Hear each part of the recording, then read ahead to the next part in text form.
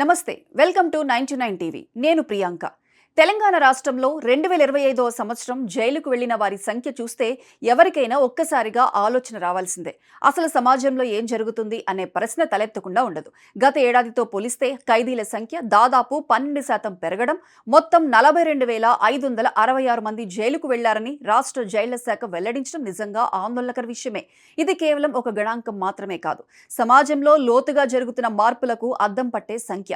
జనవరి 12న జైళ్ల శాఖ director general Soumya Mishra విడుదల చేసిన వార్షిక నివేదికలో పలు విషయాలు స్పష్టంగా వెలుగులోకి వచ్చాయి.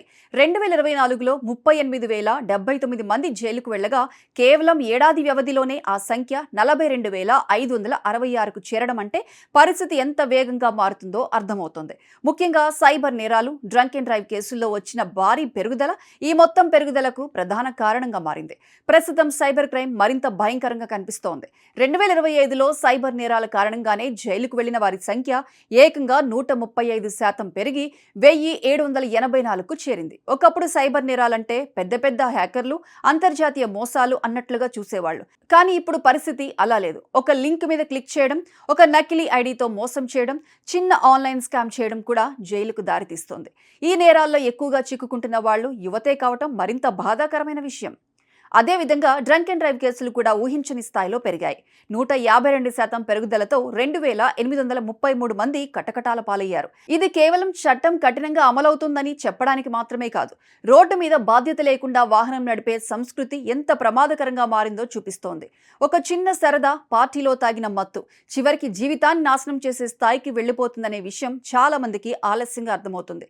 ఇవే కాకుండా డ్రగ్స్ కు సంబంధించిన ఎన్డీపీఎస్ కేసుల్లో 7,040 మంది జైలుకు వెళ్లడం కూడా తీవ్ర ఆందోళన కలిగించే అంశం. డ్రగ్స్ అనేది ఇప్పుడు కేవలం పెద్ద నగరాలకే పరిమితం కాదు, చిన్న పట్టణాలు, కాలేజీలు, హాస్టళ్లు అన్ని దీనితో ప్రభావితమవుతున్నాయి. పోక్సో కేసుల్లో 4,176 మంది, హత్య కేసుల్లో 3,260 మంది జైలుకు వెళ్లిన గణాంకాలు చూస్తే సమాజంలో నేరాల స్వరూపం ఎంత తీవ్రమవుతుందో అర్థమవుతోంది. జైలుకు వెళ్లిన వారిలో 18 నుంచి 30 ఏళ్ల మధ్య వయసు వాళ్లు 19,412 మంది ఉండటం అత్యంత కీలకంగా కనిపిస్తోంది.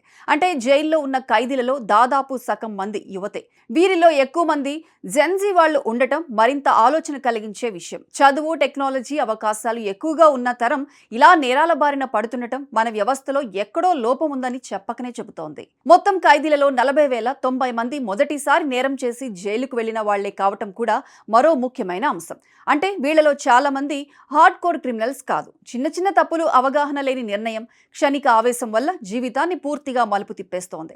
ఇది యువతను సరైన దారిలో నడిపించడంలో కుటుంబం, విద్యా వ్యవస్థ, సమాజం కలిసి విఫలమవుతున్నాయా అనే ప్రశ్నను తెరపైకి తెస్తోంది. ఇక్కడ ఇంకొక ఆసక్తికరమైన అంశం ఏమిటంటే 2025లో తెలంగాణలో మొత్తం నేరాల సంఖ్య 2.33% మేర తగ్గిందని పోలీస్ శాఖ ప్రకటించింది. బయటకు చూస్తే ఇది పాజిటివ్ న్యూస్ లానే కనిపిస్తుంది. కానీ లోపలికి వెళ్లి చూస్తే సైబర్ నేరాలు, డ్రంక్ అండ్ డ్రైవ్ లాంటి నిర్దిష్ట నేరాలు విపరీతంగా పెరగటం వల్ల జైళ్లపై భారం పెరుగుతోంది. అంటే నేరాల సంఖ్య తగ్గినా నేరాల స్వభావం మారి మరింత సంక్లిష్టంగా, ప్రమాదకరంగా మారుతుంది. అయితే పూర్తిగా నెగిటివ్గా మాత్రమే చూడాల్సిన అవసరం లేదు. కోర్టు విచారణ కోసం ఖైదీలను వీడియో కాన్ఫరెన్సింగ్ ద్వారా హాజరుపరచడం 70% పెరగడం పాలనలో వచ్చిన ఆధునిక మార్పులకు ఉదాహరణగా చెప్పుకోవచ్చు. ఇది ఖైదీల రవాణా ఖర్చులు తగ్గించడమే కాకుండా భద్రతా సమస్యలను కూడా తగ్గిస్తోంది. టెక్నాలజీని సరిగ్గా వాడుకుంటే వ్యవస్థ ఎంత మెరుగ్గా పనిచేయగలదో దీనివల్ల తెలుస్తుంది. యువతను లక్ష్యంగా చేసుకుని ఆన్లైన్ భద్రత, సైబర్ అవగాహన, రోడ్డు భద్రతపై పెద్ద ఎత్తున అవగాహన కార్యక్రమాలు చేపట్టాల్సిన అవసరం ఎంతైనా ఉంది.